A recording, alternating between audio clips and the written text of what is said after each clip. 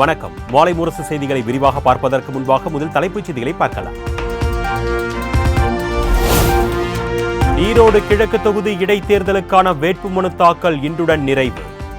நாம் தமிழர் கட்சி வேட்பாளர் வேட்புமனு தாக்கல் செய்தார்.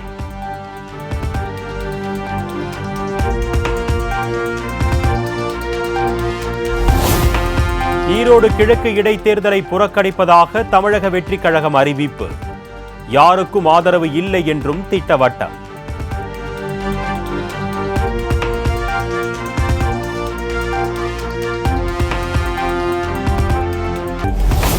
சென்னையில் ஆபரண தங்கத்தின் விலை சவரனுக்கு 400 ரூபாய் அதிகரித்து 59,600 ரூபாய்க்கு விற்பனை.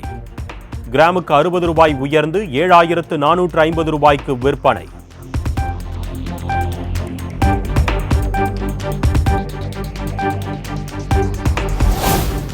சென்னையில் ஆபரண தங்கத்தின் விலை கடந்த 2 நாட்களில் 880 ரூபாய் உயர்வு. ஒரு சவரன் ஆபரண தங்கம் 60,000 ரூபாயை நெருங்குவதால் பொதுமக்கள் அதிர்ச்சி.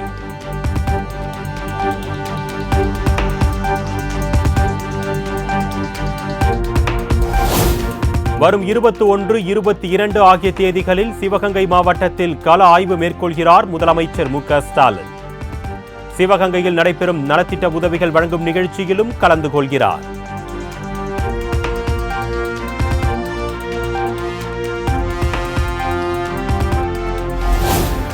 சென்னை ஈசிஆர் முட்டுக்காடு பகுதியில் அமையவுள்ள கலைஞர் பன்னாட்டு அரங்கத்திற்கு கிடைத்தது சுற்றுச்சூழல் அனுமதி. கடலோர மண்டல ஒழுங்குமுறை ஆணைய அனுமதி கிடைத்தவுடன் பணிகள் தொடங்க வாய்ப்பு.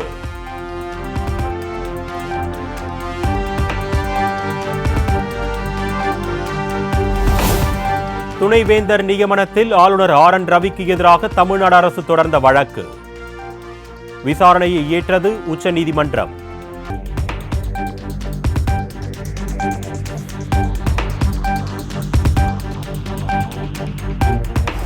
சென்னை ராயப்பேட்டை அதிமுக தலைமை அலுவலகத்தில் உள்ள எம்ஜிஆர் சிலைக்கு பொதுச் செயலாளர் எடப்பாடி பழனிசாமி மரியாதை. தொண்டர்கள் நிர்வாகிகளுக்கு இனிப்புகளை வழங்கி உற்சாகம்.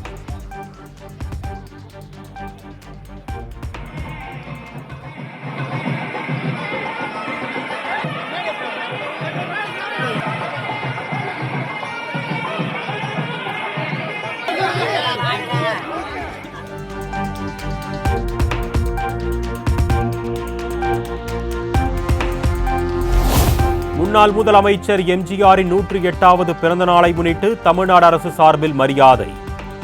சென்னை கிண்டி எம்ஜிஆர் பல்கலைக்கழகத்தில் அலங்கரித்து வைக்கப்பட்ட எம்ஜிஆரின் புகைப்படத்திற்கு அமைச்சர்கள், மேயர் உள்ளிட்டோர் மலர் தூவி மரியாதை.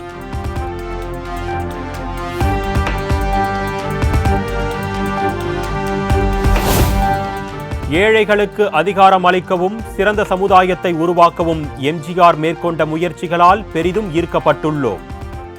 எம்ஜிஆரின் 108வது பிறந்த நாளையொட்டி பிரதமர் நரேந்திர மோடி புகழஞ்சலி.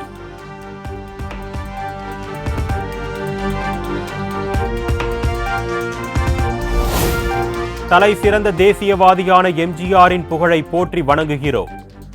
எம்ஜிஆரின் 108வது பிறந்த நாளையொட்டி அண்ணாமலை எக்ஸ் வலைத்தளத்தில் பதிவு.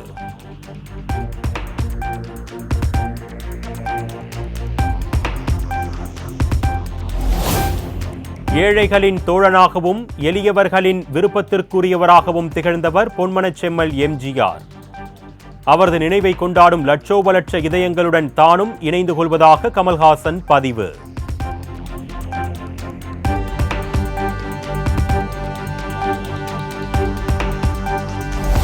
தமிழக பாஜகவின் புதிய தலைவரை தேர்ந்தெடுக்க வரும் 20ஆம் தேதி சென்னை வருகிறார் மேலிட பொறுப்பாளர் கிஷன் ரெட்டி. புதிய தலைவர் குறித்த அறிவிப்பு வரும் 21ஆம் தேதி வெளியாக வாய்ப்பு.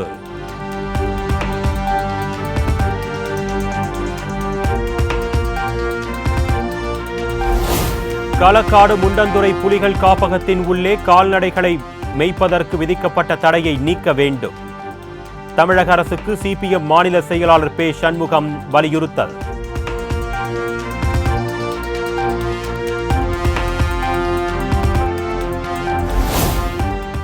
சென்னை செம்மொழி பூங்காவில் தோட்டக்கலைத்துறை சார்பில் நடைபெற்று வரும் மலர் கண்காட்சி.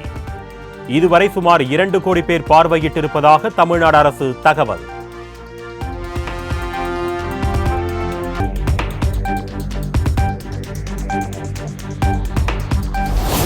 தனியார் நிறுவன ஊழியரை காரில் கடத்தி 20 லட்சம் ரூபாய் பறித்த வழக்கில் சிறப்பு உதவி ஆய்வாளர் வருமான வரித்துறை அலுவலர் ஜாமீன் கோரிய மனு. இருவரும் எந்த கருணையும் பெற தகுதியற்றவர்கள் என்று சென்னை உயர்நீதிமன்றம் காட்டம்.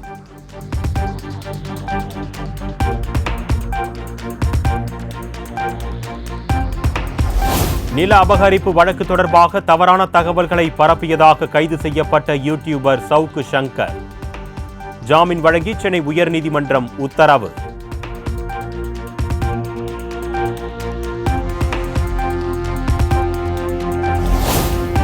சென்னையில் துப்பாக்கியால் சுடப்பட்ட ரவுடி பாம் சரவணனுக்கு 30ஆம் தேதி வரை நீதிமன்ற காவல். எழும்பூர் நீதிமன்றம் உத்தரவு.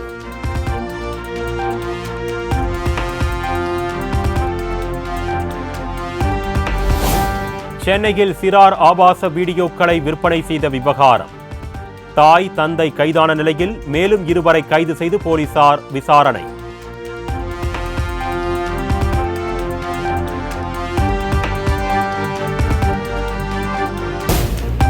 டெல்லி சட்டப்பேரவை தேர்தலில் வேட்புமனு தாக்கல் செய்ய இன்று கடைசி நாள்.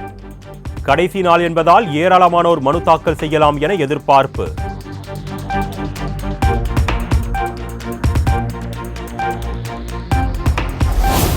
டெல்லி எய்ம்ஸ் மருத்துவமனையில் திடீரென ஆய்வு செய்த எதிர்க்கட்சித் தலைவர் ராகுல் காந்தி. சிகிச்சைக்காக காத்திருந்த நோயாளிகளிடம் குறைகளை கேட்டறிந்தார்.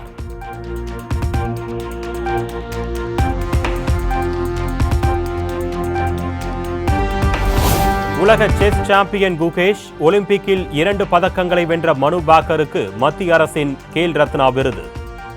இன்று நடைபெறும் விழாவில் விருதுகளை வழங்குகிறார் குடியரசுத் தலைவர் திரௌபதி முர்மு.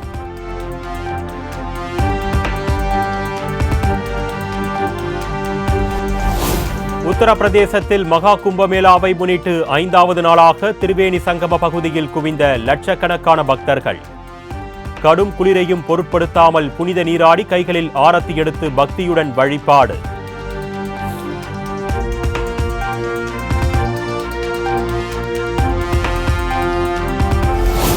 மகா கும்பமேளா விழாவின் 4ஆம் நாளில் சுமார் 30 லட்சம் பக்தர்கள் புனித நீராடல்.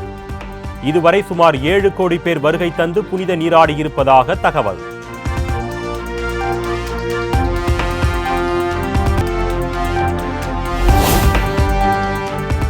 வங்கதேச கிரிக்கெட் அணியின் பயிற்சியாளர் பதவியில் இருந்து நிக் போதாஸ் விலகல். அடுத்த ஆண்டுடன் ஒப்பந்தம் நிறைவடைய உள்ள நிலையில் தனிப்பட்ட காரணங்களுக்காக விலகுவதாக அறிவிப்பு.